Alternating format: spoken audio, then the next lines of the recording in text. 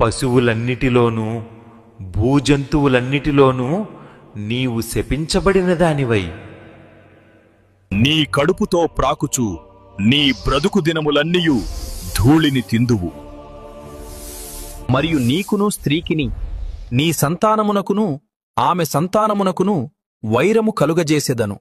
అది నిన్ను తలమీద కొట్టును, నీవు దానిని మడిమె మీద కొట్టుదువు అని చెప్పెను. ఆయన స్త్రీతో, నీ ప్రయాసమును నీ గర్భవేదనను నేను మిక్కిలి హెచ్చించెదను.